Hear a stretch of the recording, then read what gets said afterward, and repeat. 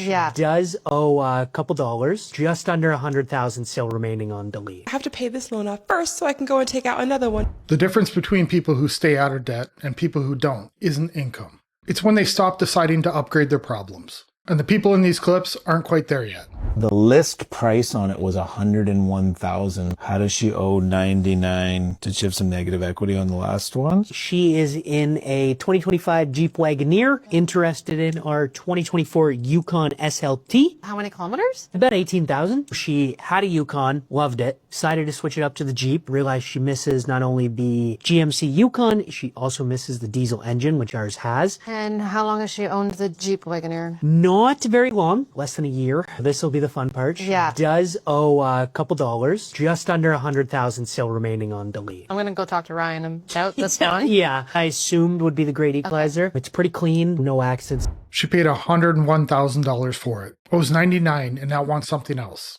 Which means the excitement wore off, but the loan didn't. The interest hasn't even settled yet, and she's ready for the next one. This is how the loan never gets paid. It just gets moved into the next car. So relatively lower kilometers, but the 100,000 owing will be the great equalizer. Okay, let me go talk to Ryan. This Jeep Wagoneer, the list price on it was $101,000. So how does she owe 99? Did she have some negative equity on the last one? She didn't divulge anything like. Okay. Last time I did a Jeep Wagoneer, the customer was quite upset with the results. It's been quite shocking how fast they depreciate. AccuTrade saying a 25 Wagoneer Series 2 with 18,000 kilometers is like 64 grand. I looked at some of the US numbers if we were to export it, and I think we could probably get somewhere around 72, 73. Obviously, she's going to be responsible for the difference. See what you can do, but I would say definitely proceed with caution. This is exactly how you get into debt and stay there. You buy something expensive, the value drops fast, and before the balance has time to come down, you want something else. So the difference gets rolled forward. Then the next loan starts upside down, which means higher payments, longer terms, and even less flexibility. You got a 2012 Camry out there? Yes, sir. We just lowered the price on that. $12,995. Okay. I was trying to get below 10s. I'm actually selling cars for a dealership. Really? And I need something to commute in. Well, how much of a commute do you have? About 100 miles a day. Wow. Now, you'll do in-house financing, right? Yeah, why in-house? I don't have good credit. I just kind of trashed it when the business went upside down. I had 3 businesses and then blew out my back. Jeez. So ended up filing bankruptcy. That's why I'm like, okay, it has to be buy here, pay here. Yeah. Did you have repo? I had a truck was repoed, the other one I surrendered, and then had to file bankruptcy.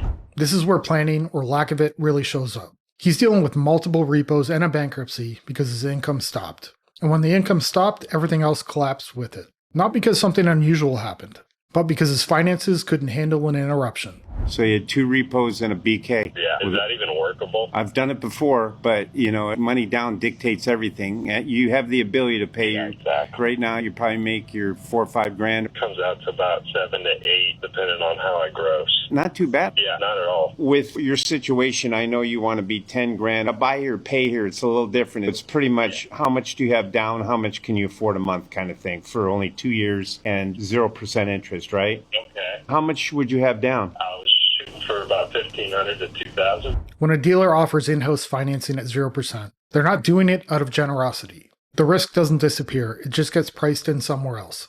That usually means a higher purchase price, fewer protections, and terms that are designed to make the dealer whole quickly, not to work in the buyer's favor long term. It is day 59 of me trying to pay my loan off of $24,000 in 9 months or less. In case we haven't met before, my name is Yami, and the reason I'm trying to pay my loan off so quickly is because I've lost over 140 pounds, and I would like to pay for a surgery to cut off the extra loose skin that happens when you lose 140 pounds, but that's going to cost me $33,000, and I don't have that kind of money laying around, which means I have to pay this loan off first so I can go and take out another one to pay for the surgery. I have a monthly goal of paying $1,875 every single month in order to pay this loan off in full by September, and I've given you guys complete control over how much I pay or save based on the engagement from the video prior. And I don't know what's been going on lately, but you guys have been going cocoa bananas with the comment. This one's a little different, but it's the same pattern. She's focused on paying this loan down just so she can qualify for another one. So the goal isn't really to be done with the debt. It's to keep debt as part of the plan.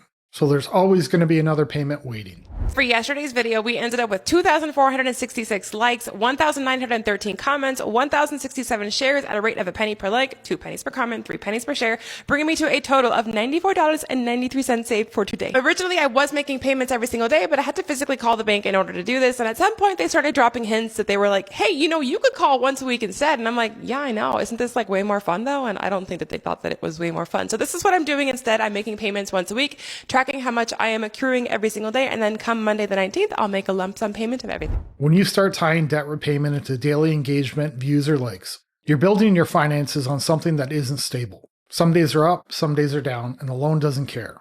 The balance doesn't adjust itself based on how your post performs. Paying extra on a loan is a good thing. There's nothing wrong with that at all. The issue here isn't the extra payments. It's the way she's going about it. One thing I'm not stressing about anymore is my debt. And this is not to say that I don't want to take care of my debt or pay it off. I do, and I do pay my debt. But I'm not putting it on a pedestal anymore. Like, if I can put a little bit extra towards my debt 1 month, then great. But if there's something else I'd rather do with that money, I'm gonna do it. Vacation, concert, whatever it is. Making the minimum payment keeps you current, but it doesn't create much progress. If spending creeps up at the same time, the balance doesn't come down. And sometimes it even goes the other direction. That's how people feel like they're handling their debt while it slowly grows. Because life is too short.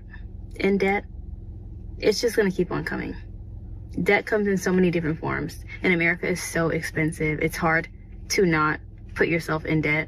Debt is hard to get out of and so easy to get into, so I'm just gonna prioritize living my life, having fun, and not stressing. I'll pay my debt off completely when I make it that far. But right now, it's just about enjoying life and surviving. She says life is too short and debt is always going to be there anyways. Debt isn't some fixed thing that just exists no matter what you do. It changes based on how you spend, how you plan, and what you prioritize. When you decide it's inevitable, you stop trying to control it. And that's when the balance starts moving the wrong way. I thought that I would be going into 2026 debt-free. Life can humble you real fast sometimes. I'm actually in more debt than I was when I first started.